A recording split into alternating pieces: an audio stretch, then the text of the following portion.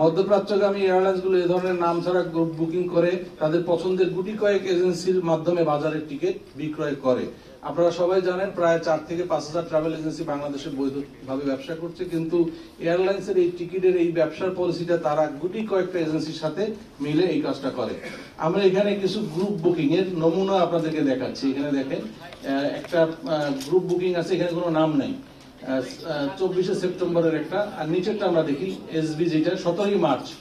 আপনারা দেখেন ঢাকা জেদ্দার একটা ফ্লাইটে HK40 মানে হচ্ছে এখানে 40টা সিট কনফার্ম, এই পিএনআরে কোনো নাম নাই।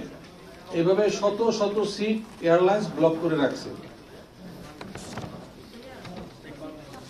আমরা দ্বিতীয় যে কারণটা পেয়েছি যে ভাড়া বৃদ্ধির, সেটা হচ্ছে এয়ারলাইন্স কর্তৃক ফ্লাইট কমানো বা ফ্রিকোয়েন্সি ব্যবহার না করা। অনেক এয়ারলাইন্স তাদের জন্য নির্ধারিত ফ্লাইট স্লটও ব্যবহার করছে না, তারা ফ্লাইট সংখ্যা কমিয়ে দিয়ে চাহিদা যোগানের ভারসাম্য নষ্ট করছে। জুলাই আগস্টের আন্দোলনের পরে দেশের ইনবাউন্ড ও আউটবাউন্ড যাত্রী পরিবহনে নেতিবাচক প্রভাব বিস্তার করে, দেশ থেকে বহির্গমন ও আগমনের হার কমে যায়। ফলশ্রুতিতে এয়ারলাইন্স তাদের ফ্লাইটের সংখ্যা হ্রাস করে। সম্প্রতি দেশের সর্বস্তরে স্বাভাবিক পরিস্থিতি ফিরে আসায় পর্যটকদের বহির্গমন ও আগমনের হার ক্রমাগত বৃদ্ধি পাচ্ছে এবং সাথে সাথে যাত্রীদের ফ্লাইটের চাহিদাও বৃদ্ধি পাচ্ছে। কিন্তু যাত্রীদের চাহিদার তুলনায় এয়ারলাইন্সের ফ্লাইটের সংখ্যা কম হওয়ায় আসন সংকট দেখা দিচ্ছে এবং টিকিটের মূল্য অসহনীয় পর্যায়ে বৃদ্ধি পাচ্ছে। বিগত সময়ের তুলনায় বর্তমানে মধ্যপ্রাচ্যগামী নিম্নলিখিত এয়ারলাইন্সের ফ্লাইট ও আসন সংখ্যা কমানো হয়েছে। আমরা সেটা নিচে এর ভিতরে আপনারা দেখবেন যে নাস এয়ারলাইন্সের সপ্তাহে 5টা এয়ারলাইন্স ফ্লাইট পরিবহন করতো বাংলাদেশ থেকে, তারা টোটালি এখন কোনো ফ্লাইট চালাচ্ছে না। এখানে বিবরণ আমরা দিয়েছি। এয়ার আরাবিয়া উইকলি ঢাকা থেকে শারজা ফ্লাইট অপারেট করতেছে 35, যেটা কমে এখন হয়েছে 28।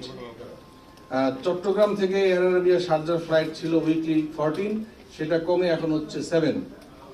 ফ্লাই দুবাই ঢাকা থেকে উইকলি তারা ফ্লাইট অপারেট করতেন 14টি, সেটা এখন কমে 60টি।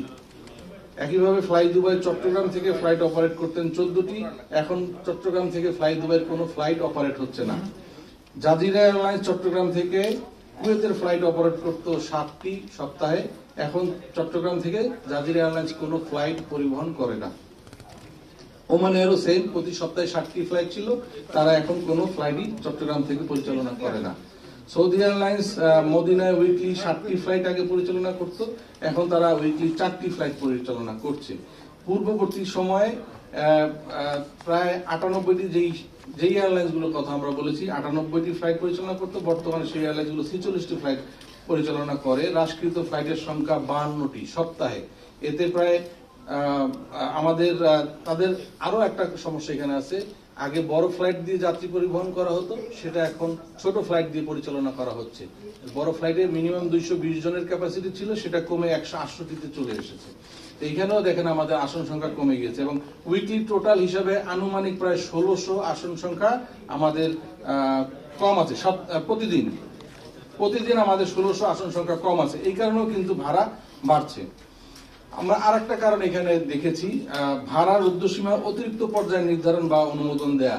আপনারা সকলেই জানেন যে বাংলাদেশের সিভিল এভিয়েশন অথরিটি যারা আছেন তাদের কাছ থেকে সকল এয়ারলাইন্সকে ভাড়া ফেয়ার ফাইলিং করে জমা করতে হয়, তাদের একটা অনুমোদন নিতে হয় এবং তাদের এই অনুমোদনের বাইরে এয়ারলাইন্স কিন্তু বিদেশে তাদের এই টাকা রেমিটেন্স করতে পারে না। এইখানে আপনারা মে মাসে দেখেছেন যে মালয়েশিয়াগামী যাত্রীদের টিকিটের মূল্য যেটা এখন 30,000 টাকা বা সবসময় 30,000 টাকা ওয়ান ওয়ে, সেটা তখন 1,30,000 টাকাও বিক্রি হয়েছে। এই যে বাড়তি টাকাটা, এটা কিন্তু অনুমোদনের বাইরে কি সেল করেছে এয়ারলাইন্স?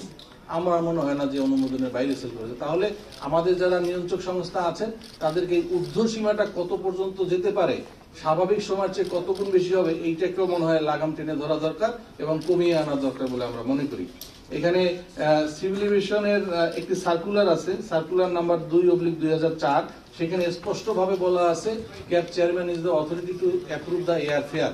এখানে বেশি যে এয়ার ফেয়ার হচ্ছে এটা আমার মনে হয় না যে অনুমোদনের বাইরে নেওয়া হচ্ছে, এই জায়গাটাকে অবশ্যই সরকারকে দৃষ্টি দিতে হবে। আমরা আরেকটি কারণ পেয়েছি, সৌদি আরবে শ্রমিক যাত্রী পরিবহন বৃদ্ধি পাওয়া।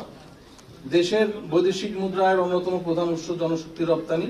আমরা জনশক্তি কর্মসংস্থান ও প্রশিক্ষণ ব্যুরোর তথ্য অনুযায়ী তাদের ওয়েবসাইটে এই তথ্য দেওয়া আছে, 10,11,969 জন শ্রমিক ছাড়পত্র নিয়ে বৈধভাবে বিভিন্ন দেশে নিয়োগ পেয়েছে। তার মধ্যে বড় বাজার হচ্ছে সৌদি আরব, গত সেপ্টেম্বর মাস পর্যন্ত প্রতি মাসে আনুমানিক প্রায় 40 থেকে 45,000 ছাড়পত্র বিএমইটি থেকে দেওয়া হতো, যেটা অক্টোবর মাস থেকে অক্টোবর, নভেম্বর, ডিসেম্বর আমরা দেখেছি। এখানে স্লাইডে আপনাদেরকে দেখাচ্ছি, পরের স্লাইডে সেপ্টেম্বরে আমরা দেখেন 44,249 জনের ছাড়পত্র দেওয়া হয়েছে সৌদি আরবের, যেটা অক্টোবর গিয়ে ডাবল 83,582 জন, নভেম্বরে 83,733 জন, ডিসেম্বর মাসে 86,866 জন।